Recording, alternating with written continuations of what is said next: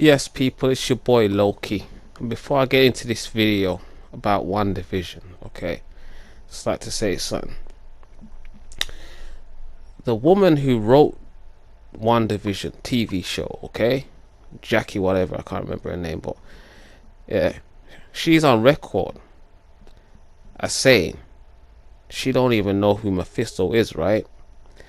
Which means she doesn't know much about Wanda the character or much. She's just given something to write by Disney. But how did she get such a good depiction of the Scarlet Witch out of little knowledge of the source material?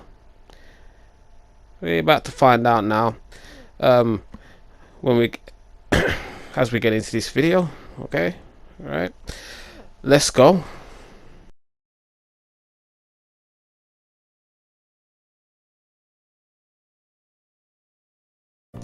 Yes, people, it's Loki Man 07 back with another YouTube video. And guess what? I've got a new microphone. How sick is that? Yeah, no more coming to you live from the moon. Yeah, no more coming to you live from a submarine. Alright, no more live and direct from the bottom of the ocean. Alright, we're doing big things. Alright, let's go.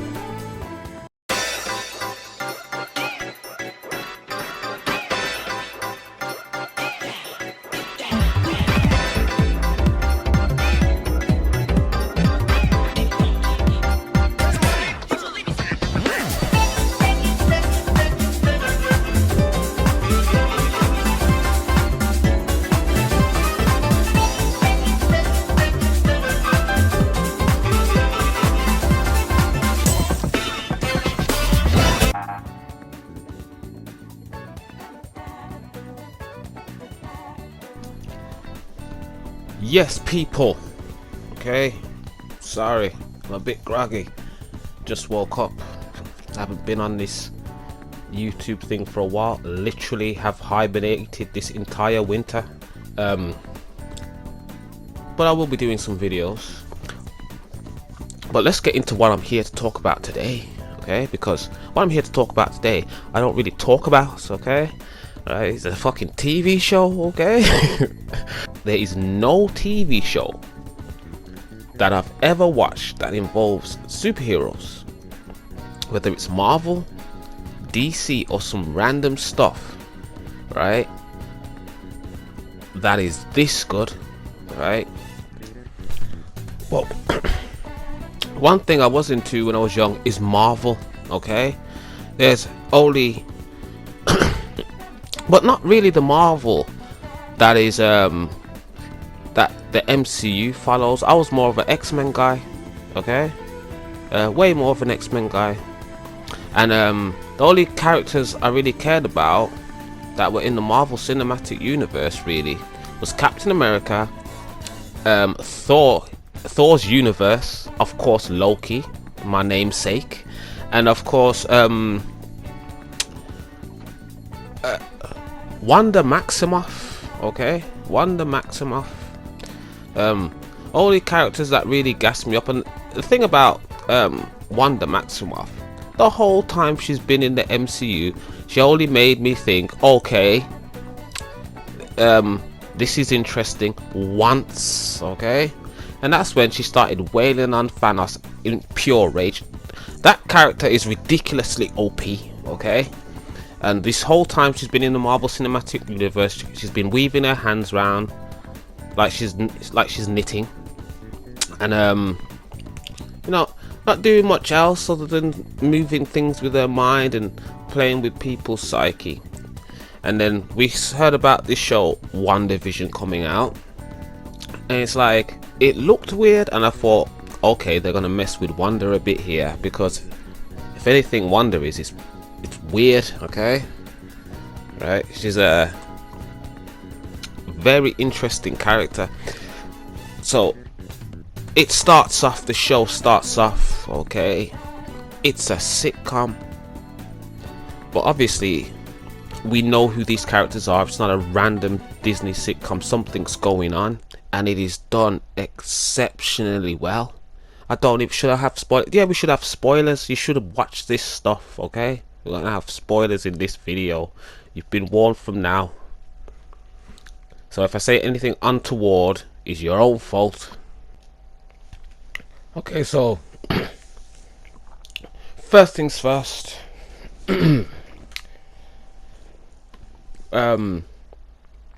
Shows about Wanda creating her own reality accidentally because she's emotional.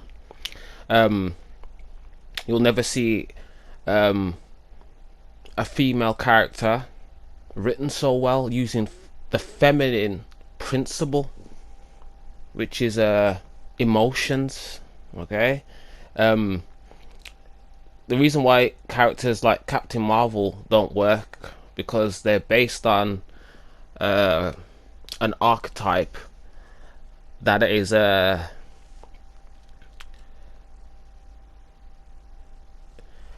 bit of a Mary Sue, and this particular archetype, this version of feminine principle, they're trying to use a lot in a lot of things, and that is of course the principle of Astarte or Athena, whatever you want to, whichever, that aspect of femininity, which is very masculine like. Okay, so and if you think I'm talking rubbish, look at Astarte's symbol. Look at the symbol for Captain Marvel's symbol on her chest, which is the Astarte symbol. That's who the character is supposed to be. But Wanda is the Scarlet Witch. Okay, the Scarlet Witch is also a goddess principle. I don't know if I'm losing you here, but yeah, Scarlet Witch is a goddess principle. That goddess being the scarlet, the woman in the scarlet dress. Isis. Okay, there's lots of parallels to Wanda and Isis. Especially in this show where they you know, before I lose you guys here, right? Disney, right? Let me get you guys on track. Disney is a company that is very, very into the occult, okay? And when I say the occult, you can take that as you will. They just like old mythologies, and they put a lot of that stuff into their work. This is not just true for Disney, it's true for Marvel Comics. All of Marvel Comics characters are based on gods and deities, share similar names, etc., or they just have the name. It's either blatant or subliminal. For example, Thor is just based on Norse mythology, but then things like the Avengers is based on Roman and Greek mythology. Okay, and the characters reflect that, their designs reflect that.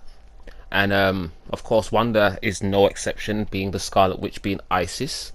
This is why she's in a lot of stories with a lot of heavy magic and creation, and creating our own family and lovers from nothing. Okay, just like Isis. And so while you guys were sitting around comparing this show to the House of M, I was sitting around comparing this show to the story of Isis, which is really interesting when you look at it through this lens. So yeah, when this show was running, everybody had a lot of theories based on the comics. The comics can always go much deeper. The way Marvel Studios and the MCU has to do things, they'll usually give you something with a similar name or something based around a comic book story, and but what they'll do is to chop it. They'll just chop the story into more of just the tale of the gods. So like Infinity War is this massive saga, for example, in the comics, but in the MCU, it's just Titans versus the Olympians real quick. And the same can be said for anything that like Civil War is the story of Vulcan and Ares, okay, not getting along, but they just edit it down into that instead of trying to make the actual comic book Civil War. If you click onto those things, you'll see why I'm saying what I'm saying about now, comparing WandaVision to the story of Isis. See, Vision is slain, right, during Avengers Endgame, and now you just have the story of Isis where Osiris is slain and Isis is mourning, and Isis wants to resurrect Osiris. And of course, in that story, there is it's heavily based on fertility. Thus, this story is heavily based on fertility as well. So it adds in the whole story about Mephisto and the twins from the comics, and they add that element in there as well, because believe it or not, the comics is even more heavily ingrained in the occult than even the shows or the movies are. So you can pull from them also. Let me just tell you guys something. You see, when they do not pull from stuff like this and they just go with their own random thoughts, you get some of the worst comic book stories you'll ever see. Like a lot of the recent stuff which is based on the world today and its folly. There's some of the worst written things you'll ever see. But you see the stuff that's written about the gods and stuff, some of the best stories you'll ever see in comic books. DC does it a lot. Some amazing stories come out of that as well. So the reason why Mephisto wasn't paid off and a lot of things from the comic books wasn't paid off in WandaVision is because they was following another story, and they just used the comic books, aspects from the comic books, to make this story, which is basically Vision, who is Osiris in this tale, being slain, and Wanda being Isis, resurrecting the phallus of Osiris so she can birth the next generation, which would be Horus. And in this case will be Horus and Hermes, because she gives birth to Horus, which will be Wiccan, and Mercury, which will be Speed. Right, it's in the name. And there you have it, folks. That's enough of my observations for now, and theories. But I will be posting more on this channel. I haven't been playing anything, that's why I haven't been posting anything. I've been playing JRPGs and stuff, so I haven't had any footage. But I've been getting back into Street Fighter, training up. I've been getting back into Tekken and training up, so I'll have some stuff coming. Also have some more videos kind of like this on various things. Look out for my Persona 5 videos. Right, I'm just going to explain something to you guys real quick, because when I say this stuff about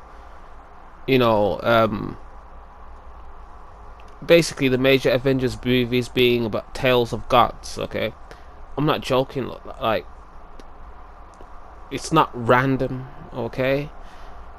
Let's check this out. You got Captain America, right? Captain America is a super soldier. His weapon and symbol is a shield.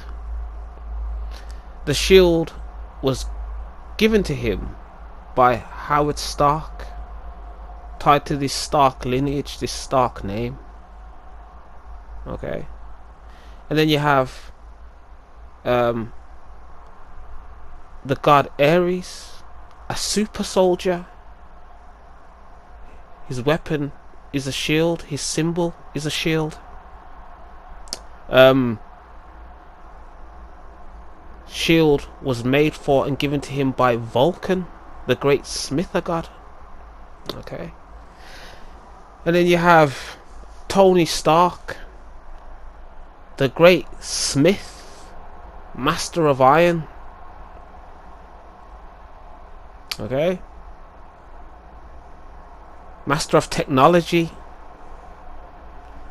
Gives most of the Avengers in the MCU their weapons and their tech. And then you have the god Vulcan, the great smither, master of iron. Gives all of the Olympians their technology and weapons. Okay, do I need to say any more? Right, just keep that in mind. Right, thank you for watching the video, people. Peace.